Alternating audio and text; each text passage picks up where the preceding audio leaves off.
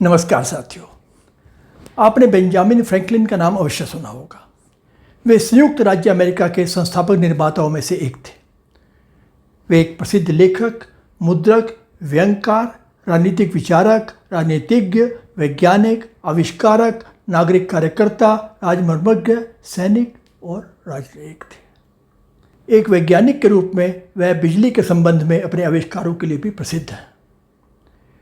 Franklin अपने असाधारण time management, व्यक्तिगत विकास और उत्पादकता के प्रति अपने कमिटमेंट के लिए जाने जाते थे।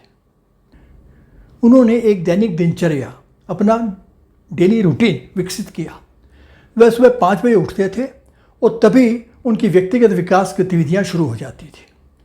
इनमें शारीरिक व्यायाम, अध्ययन और अपने दिन भर की योजना बनाना शामिल था। उनका मानना था कि दिन का वो समय निर्णायक होता था उनके दिन भर की दिशा और उत्पादकता स्तर निर्धारित करने के लिए। उस समय के दौरान फ्रैंकलिन अपने सबसे महत्वपूर्ण और ऐसे कार्यों पर ध्यान केंद्रित करते थे जो बौद्धिक रूप से यानी इंटेलेक्चुअली डिमांडिंग होते थे। उनका मानना था कि उन शुरुआती घंटों के दौरान उनका दिमाग तरोताज़ा होता था और ध्यान भटकाने वाली चीज़ों से मुक्त होता था, जिससे उन्हें जटिल समस्याओं से निपटने और अपने प्रोजेक्ट्स पर महत्वपूर्ण प्रगति करने में मदद मिलती थी। इस समय का उन्होंने भरपूर उपयोग किया लिखने, प्रयोग करने और गहन चिंतन के लिए। अपने समय का लगातार प्रभावी ढंग से उपयोग करके फ्रैंकलिन ने विभिन्न क्षेत्रों में बहुत बढ़िया काम किया। उनकी कुछ प्रमुख उपलब्धियों में बिजली के साथ उनके प्रयोग, लाइटनिंग कंडक्टर का आविष्कार, अमेरिका में पहली पब्लिक लाइब्रेरी की स्थापना और अमेरिकी संविधान का मसौदा तैयार करने में उनकी प्रभावशाली भूमिका शामिल है। आपको क्या लगा, मैं आपको सलाह दे रहा हूँ सुबह जल्दी उठने की? बिल्कुल भी नहीं, वो तो आपकी मर्जी है। तो फिर इस कहानी का मतलब क्या है, यह स्पष्ट हो जाएगा आज की टिप से। तो चलते हैं उस ओर, एक नज़र अपने टेम्पलेट पर डालते हुए।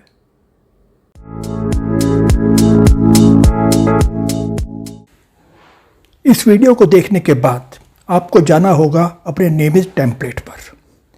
यदि आपने वो टेम्पलेट अभी तक डाउनलोड नहीं किया है तो नीचे डिस्क्रिप्शन में दिए गए लिंक से डाउनलोड कर लें, या वैसा ही चार्ट प्लेन पेपर पर या अपनी नोटबुक में ड्रॉ कर लें, जैसे भी ठीक लगे। पर आपकी यह यात्रा शुभ और सफल हो, इसके लिए यह एक आवश्यक कदम है।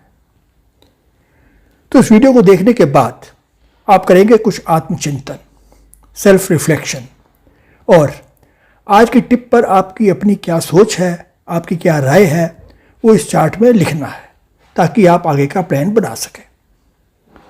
प्लान में आपने टिप से आगे बढ़ते हुए उसे अपने एक्शन स्टेप्स में कन्वर्ट करना है। यह समझना भी आवश्यक है कि टिप तो एक होगा, परंतु उसके लिए उठाए गए कदम बहुत से हो सकते हैं। आपके लिए क्या उपयुक्त होगा, यह निर्णय केवल आप ही कर सकते हैं। तो आपको क्लियरली लिखना है कि आप इस टिप को इम्प्लीमेंट करने के लिए क्या स्पेसिफिक कदम उठाएंगे। अगला स्टेप है आपका लक्ष्य यानी टारगेट। आप यह कदम उठाकर कहां पहुंचने का लक्ष्य रखते हैं। कहने की आवश्यकता नहीं है कि यह माइलस्टोन बहुत क्लियर और स्पेसिफिक होना चाहिए। अब कहां पहुंचना है यह तो निश्चित हो गया, पर कब तक? यदि इसकी कोई तिथि नहीं होगी तो आपके टारगेट का कोई मतलब नहीं रह जाएगा। तो आपको एक निश्चित तारीख तय करनी होगी। और अंतिम सेक्शन है समीक्षा, रिव्यू और आगे की कार्रवाई। यह आपको भी नहीं भरना है। आप कुछ समय बाद यहाँ पर वापस आएंगे अपनी प्रगति देखने के लिए, और जब आप अपना टारगेट अचीव भी कर लेंगे तो भी यह आवश्यक नहीं है कि यात्रा के चरण का अंत हो गया, जब तक आप स्वयं ऐसा निर्णय ना लें। यह आप डिसाइड करेंगे कि आपको कोई आगे नया टारगेट, बड़ा टारगेट लेना है या इसे यही क्लोज कर देना है। तो समय समय पर आप अपनी प्रगति की समीक्षा करेंगे। ये निर्णय आप स्वयं करेंगे, ऑटोमेटिक नहीं होगा। किसी भी टिप को अच्छी प्रकार समझने के लिए आप किसी ऐसे व्यक्ति से सहायता ले सकते हैं जिस पर आपका विश्वास हो। यदि यह संभव नहीं है तो भी चिंता की कोई बात नहीं। अपने प्रश्न, अपनी शंकाएं वीडियो के नीचे कमेंट सेक्शन में जाकर लिखिए निसंकोच। आप सभी के प्रश्नों का उत्तर देने की पूरी कोशिश की जाएगी। और यदि आपको लगता है कि कोई टिप आपके लिए एप्लीकेबल नहीं है या आप उस पर कोई विशिष्ट योजना, कोई स्पेसिफिक प्लान बनाने की स्थिति में नहीं है, तो बस पहला सेक्शन इस टिप पर मेरी समझ और विचार में अपने विचार भरें और आगे बढ़ जाएं। क्योंकि हो सकता है यह टिप आपके लिए आज प्रासंगिक ना हो, परंतु भविष्य के गर्त में क्या छिपा है यह तो कोई नहीं जानता। वैसे भी अपनी यात्रा में अक्सर आपको पीछे मुड़कर देखना चाहिए और अपने पहले के कार्यों की समीक्षा करनी चाहिए और संशोधन करना चाहिए। इसलिए जरूरी है कि प्रति सप्ताह कम से कम अपनी समझ और विचारों को रिकॉर्ड करके ही आप आगे बढ़ें।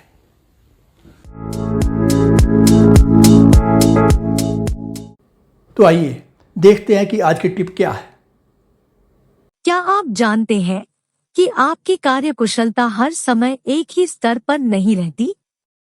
दिन की जिस अवधि में आपको उत्पादक और केंद्रित होना सबसे आसान लगता है, उसे आपका प्राइम टाइम कहा जाता है। अपनी दिनचर्या में कठिन और महत्वपूर्ण कार्यों को अपने प्राइम टाइम के दौरान शेड्यूल करना आपकी उत्पादकता को बढ़ाने में मदद करता है, क्योंकि आप बिना अधिक प्रयास के उच्च स्तर पर कार्य करने में सक्षम होते हैं। जी हाँ, यह सच है कि आप सुबह से शाम तक एक ही स्तर की कार्यकुशलता पर काम नहीं करते हैं।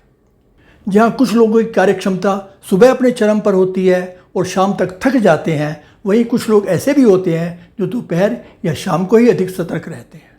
हाँ, हर समय हमारी दक्षता, हमारी एफिशिएंसी, हमारी चुस्ती एक ही स्तर पर नहीं होती।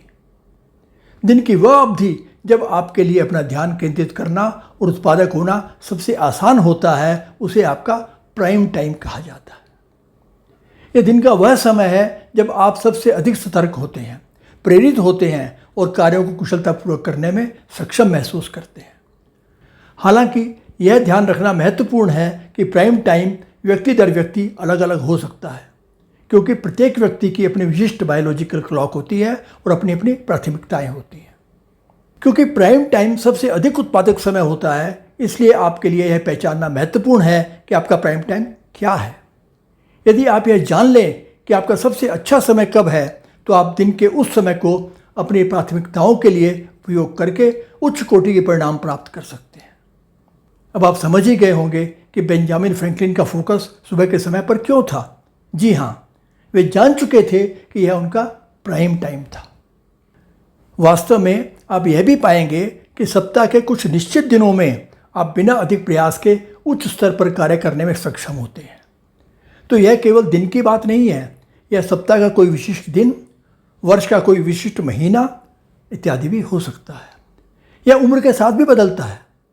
यह जानना कि आप किस समय उत्पादकता या प्रदर्शन के मामले में सबसे अधिक प्रभावी होते हैं, आपको अपने समय का सबसे प्रभावी ढंग से उपयोग करने में मदद करेगा। अपने सबसे कठिन और चुनौतीपूर्ण कार्यों को अपने प्राइम टाइम के दौरान शेड्यूल करने से उन्हें पूरा करना आसान हो जाता है। हो सकता है आपको अपने प्राइम टाइम के बारे में पता हो, अन्यथा इसे जानने के लिए एक व्यवस्थित योजनाबद्ध प्रक्रिया है। अपना प्राइम टाइम खोजने के लिए इन चरणों पर विचार करें। एक टाइम लॉग बनाएं। Create a time log. कम से कम एक सप्ताह तक दिन भर में अपनी ऊर्जा के स्तर पर ध्यान दें। ध्यान दें कि आप सबसे अधिक जागृत, सतर्क और ऊर्जावान कब महसूस करते हैं। हर घंटे अपनी ऊर्जा के एनर्जी के स्तर को नोट करें। हालांकि ऊर्जा सबसे महत्वपूर्ण तत्व है, आप इसके साथ साथ अपनी प्रेरणा और फोकस को भी चार्ट कर सकते हैं। इससे आपको अपने अंदर झांकने के लिए नया दृष्टिकोण मिलेगा। परंतु यह एक अतिरिक्त विकल्प है, जबकि ऊर्जा को ट्रैक करना असली मुद्दा है। अपनी प्राकृतिक नींद की लय पर विचार करें। Consider your natural sleep rhythms. क्या आप सुबह उठने वाले व्यक्ति हैं जो जागने पर सबसे अधिक ऊर्जावान और उत्पादक महसूस करते हैं, या आप दोपहर या शाम को ऊर्जा और ध्यान में वृद्धि का अनुभव करते हैं? अपनी व्यक्तिगत लय पर विचार करें और उस समय पर ध्यान दें जब आप आमतौर पर अपना सर्वश्रेष्ठ महसूस करते हैं। अपने शरीर के प्राकृतिक संकेतों पर ध्यान दें। Pay attention to your body's natural signals. ध्यान दें कि आप कब स्वाभाविक रूप से अधिक सतर्क, केंद्रित और प्रेरित महसूस करते हैं। इसमें एक महत्वपूर्ण पहलू है स्वाभाविक। यह जानना तभी संभव है जब आप कोई भी कैफीन, अल्कोहल और मूड बढ़ाने वाले किसी भी अन्य पदार्थ का सहारा ना लें। निस्संदेह ये आसान नहीं होगा, परंतु सही आकलन के लिए बहुत जरूरी है। इतना ही नहीं, यदि संभव हो तो बिना अलार्म लगाए स्वाभाविक रूप से जागने और सोने का प्रयत्न करें। यकीन मानिए, आपको ऐसा करना जितना कठिन लग रहा है, इसका परिणाम उससे कहीं ज़्यादा महत्वपूर्ण एवं बहुमूल्य सिद्ध होगा। कम से कम 1 सप्ताह का डेटा एकत्र करें। Collect data for at least 1 week. यह प्रोग्राम कम से कम 1 सप्ताह तो चलना आवश्यक है। जितना अधिक आप कर पाएं उतना अच्छा। 3 सप्ताह की अवधि काफ़ी अच्छी रहेगी स्पष्ट और निश्चित परिणाम पाने के लिए। अपने टाइम लॉग का विश्लेषण करें। Analyze your time log. अपने टाइम लॉग की समीक्षा करें और स्पेसिफिक पैटर्न या रुझान की पहचान करें। उन अवधियों को देखें जब आप लगातार अधिक सतर्क, केंद्रित और उत्पादक महसूस करते थे। क्या उनमें कुछ समानताएं हैं या क्या आपको कोई विशेष कारण दिखते हैं जिन्होंने उस दौरान आपके प्रदर्शन को प्रभावित किया हो?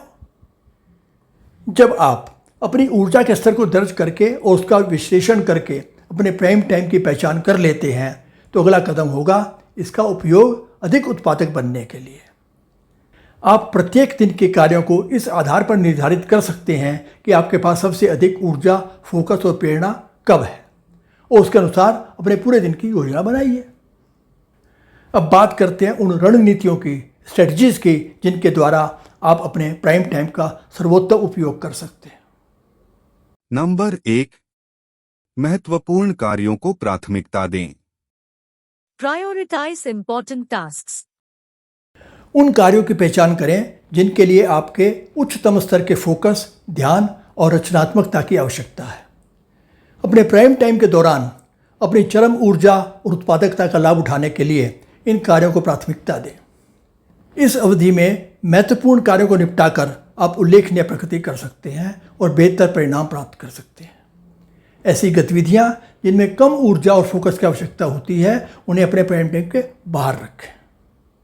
नंबर 2, ध्यान भटकने न दें। Avoid distractions.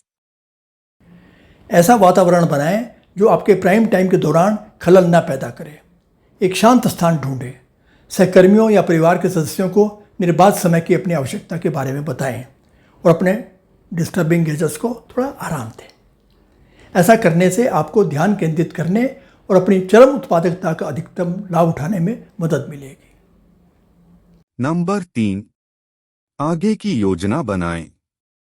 Plan ahead. आपका प्राइम टाइम शुरू होने से पहले अपने कार्यों की योजना बनाएं। एक कार्य सूची बनाएं या दिन के लिए अपनी प्राथमिकताओं की रूपरेखा बनाएं। एक स्पष्ट योजना होने से आप समय बर्बाद किए बिना अपने प्राइम टाइम के दौरान सीधे अपने काम में लग सकेंगे। नंबर 4, ब्रेक लें। Take breaks. हालांकि अपने प्राइम टाइम का अधिकतम लाभ उठाना महत्वपूर्ण है, लेकिन रिचार्ज करने के लिए छोटे छोटे ब्रेक लेना भी उतना ही महत्वपूर्ण है। बर्नआउट को रोकने और पूरे दिन आपका फोकस और उत्पादकता बनाए रखने में ब्रेक मदद कर सकते हैं। नंबर 5, अपनी ऊर्जा को अनुकूलित करें। Optimize your energy. अपनी ऊर्जा के स्तर पर ध्यान दें और उन्हें अनुकूलित यानी ऑप्टिमाइज करने के लिए कदम उठाएं। इसमें पर्याप्त नींद लेना, स्वस्थ आहार बनाए रखना, हाइड्रेटेड रहना और नियमित शारीरिक गतिविधि में शामिल होना शामिल है। अपने समग्र स्वास्थ्य का ध्यान रखने से यह सुनिश्चित करने में मदद मिलेगी कि आपके प्राइम टाइम के दौरान आपके पास निरंतर ऊर्जा रहे। नंबर 6, अपने खानपान पर ध्यान दें। Pay attention to your food habits. इस बात का ध्यान रखें कि आपके खान पान की आदतें आपकी ऊर्जा में गिरावट का कारण ना बने। अक्सर आपकी ऊर्जा हाई शुगर वाले उन अनहेल्दी फूड्स के कारण कम हो जाती है जो आपके ब्लड शुगर को तात्कालिक रूप से बढ़ा देते हैं।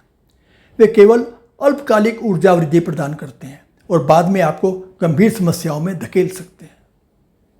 नंबर 7, अपनी शक्तियों का लाभ उठाएं। Leverage your strengths. इस पर हम अपने 12वें एपिसोड में विस्तार से चर्चा कर चुके हैं। अपनी शक्तियों को पहचानें और अपने प्राइम टाइम के दौरान अपने कार्यों को उन शक्तियों के साथ अलाइन करें। जब आप ऐसी गतिविधियों पर काम करते हैं जो आपकी प्राकृतिक क्षमताओं के अनुरूप होती हैं, तो आपके कार्यों को अधिक कुशलता से पूरा करने की अधिक संभावना होती है। इसका परिणाम नेचुरल एक्सीलेंस। और अंत में नंबर 8, चिंतन करें और समायोजित करें। Reflect and adjust. लगातार इस पर चिंतन करें कि आप अपने प्राइम टाइम का उपयोग कैसे कर रहे हैं और आपकी स्ट्रेटजीज, आपकी रणनीतियाँ कितनी प्रभावी हैं, इसका मूल्यांकन करें। यदि कुछ दृष्टिकोण या कार्य वांछित परिणाम नहीं दे रहे हैं तो अपने दृष्टिकोण में एडजस्टमेंट करने के लिए तैयार रहें। मित्रों, किसी ने कहा था, प्राइम टाइम हमें समय का मूल्य सिखाता है। इसे प्रभावी ढंग से प्रबंधित करें और आप पाएंगे कि आपने जितना सोचा था उससे कहीं अधिक हासिल किया है। किसने कहा था? पता नहीं, पर इससे क्या फर्क पड़ता है? बात तो अच्छी है ना, तो बस मान लीजिए और बढ़ चलिए शिखर की ओर। आपसे अनुरोध है कि इस वीडियो को लाइक करें, अधिक से अधिक शेयर करें और चैनल को सब्सक्राइब अवश्य करें। तो अब अगले शनिवार तक के लिए नमस्कार।